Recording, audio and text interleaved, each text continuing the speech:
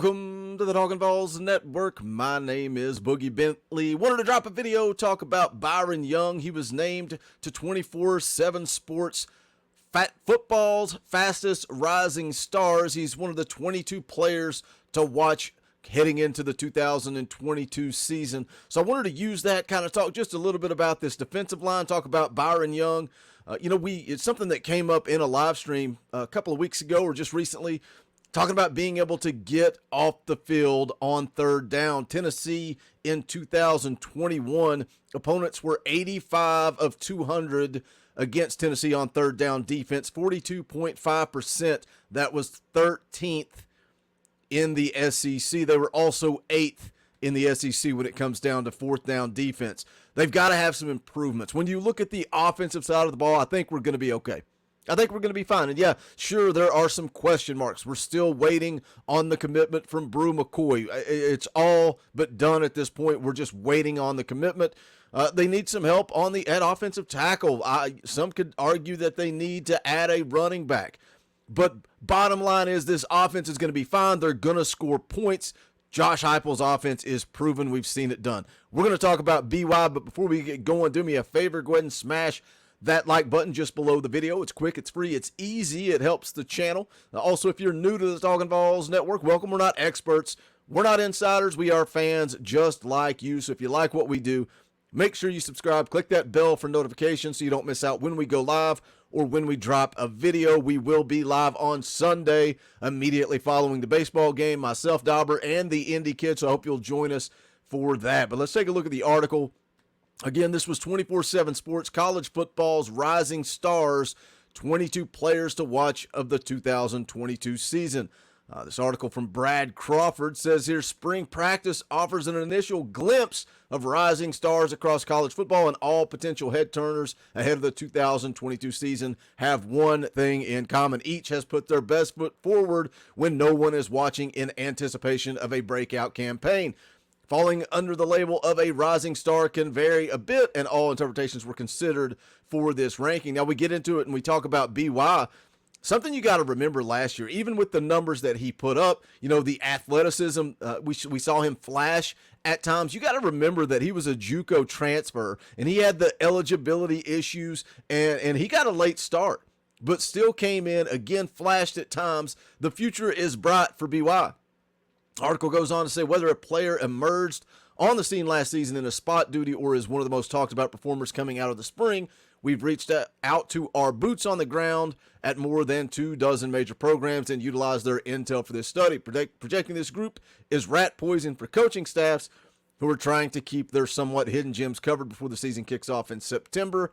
Expectations for each player are considerable, and every athlete listed here will play a vital role in their respective team's success. So I'm not going to go through the whole list. We're just going to scroll down here. Kind of surprised. I'm not surprised that somebody's saying that, you should keep your eyes out for BY. He's a rising star. But number six on the list, Byron Young, edge rusher from the University of Tennessee. It says here, Byron Young racked up 46 tackles, 11.5 tackles for loss, 5.5 sacks in 11 games for the Vols last season as a JUCO transfer, but promises his second campaign at Tennessee will be 10 times better than his last. Insiders are saying the same and pinpointed Young as one of the program's most improved players this spring. Here's a quote from BY. Says, now I can focus on working on my craft and technique. Before I had to learn the plays and everything, learn the whole defense, get to know everybody, but it's now way more easier. I'm way more confident in just settling down and going through the motions and getting everything done. That's something I've heard a lot, is that BY is more focused on his technique than he is everything else. There's so much that goes into it, and that's why when we talk about freshmen, a JUCO transfer kind of similar. It's tough for a JUCO guy or a freshman to come in and contribute right out of the gates. Now, here's a quote from Rodney Garner I want to play when he was asked about BY last week when he met with the media. I've seen development out of BY. Where he's come from last year this time, and the growth that he's made, it's been tremendous. But he still has a long ways to go.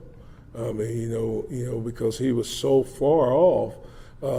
Just watching him grow as a player and gaining confidence. You know, I don't think he would ever be a verbal leader, but he could affect the room just by his play and just continuing to master his craft. So that's a way that he's got to help us. What's really encouraging for me is to hear Rodney Garner say that BY was so far off last year, but he still had 46 tackles, tied for the team lead with 11.5 tackles for loss, and tied for the team lead with 5.5 sacks. So that's not too bad for a guy that Rodney Garner is saying is so far off. Tim Banks also had a quote about BY, said he's getting a lot more comfortable trying to lead. He said that's awesome because he's not super vocal, kind of reinforces what Rodney Garner said there. Said, but they put him in situations throughout the offseason where he was kind of forced to do it. Says he's talented, got good twitch, has some good weight. He is excited about him, says the sky is the limit for BY. Now, I saw BY talking about it. He's trying to get up to 250, wants to put on some more weight while also maintaining his speed. But I like the quote from BY. He said, we've got to get off the ball and get to the quarterback. We've got to make it easier for our defensive backs, and we've got to make it uncomfortable for their quarterback. And I like that quote because we, so many times as a fan base, we talk about our defensive backs, we talk about our linebackers and how they struggle, and it's true, they can improve as well, but it starts up front. They have to do a better job getting after the quarterback, making him uncomfortable, and making it a little bit easier for the guys on the back end. Now, it's not just on BY. I'm focusing on him because, he made the list for the college football's rising stars at 24/7 Sports, but that also goes for Tyler Barron. And Tyler Barron's a guy that's getting a little buzz, a little hype this spring. And Roman Harrison's another one. Roman Harrison is another guy, plus Tennessee's going to look to the portal. I think they're going to look to add another edge guy. But they have to be better. Last year, tackles for loss, Tennessee in the regular season had 94 tackles for loss. That was good for second in the SEC and seventh across all of college football. And I think that shows that, they were pretty good against the run, but struggled to get after the quarterback, which led to struggling against the pass. And sometimes you can get, you start looking at numbers and you rattle off all these stats and you can kind of get lost in the shuffle. You got to remember what this Tennessee offense does, how quickly they go out, they score, and that defense is right back on the field. When you look at rush defense, Tennessee gave up 153.17 yards per game, which was 8th in the SEC. But as far as yards per carry, they just gave up 3.7, which was good for 6th. Obviously, they could have some improvement there. But sacks, 32 sacks on the year. That was the 8th in the SEC. But again, passing defense, 251 yards per game, 13th in the SEC. And yards per attempt, 6.8, which was tied for 3rd. So again, when you rattle off numbers and statistics, you always have to have that in the back of your mind that Tennessee's offense is going to go out and they're going to score quick. But I hope I'm encouraged by what I hear about BY and taking a step. And, Rodney Garner's one of those guys. He's a no-nonsense guy. He's never going to be satisfied. He wants you to be elite. He doesn't want you to just be good. He doesn't want you to just rely on athleticism. He wants you to continue to work and grind. And he always talks about the top programs. That's what the top programs do. They continue to work and they continue to get better. They're never satisfied. And again, I'm just encouraged by the quote that BY was so far off last year, but yet he tied for the team lead in sacks. You guys hit that comment section. Let me know your thoughts. Hopefully we have some recruiting news coming soon, expecting a couple of commits over the coming weeks, so we will keep you guys up to date on that. If you have not done so yet, please smash that thumbs up on the way out the door. Also, go check out the official merchandise of the Talkin VAWLS Network. And just like Rodney Garner said, if you want to be elite, you can pick up the Talkin VAWLS Elite merchandise, or also we've got the regular old logo merchandise, top seller, the State Pride merch. Any and all support, greatly appreciated. Appreciate you guys tuning in, always checking out the videos, dropping comments, hanging out, interaction. Enjoy you guys in the Facebook group as well. But that's going to do it for this one. This is the Talkin VAWLS Network. My name is Boogie Bentley. Go Big Orange.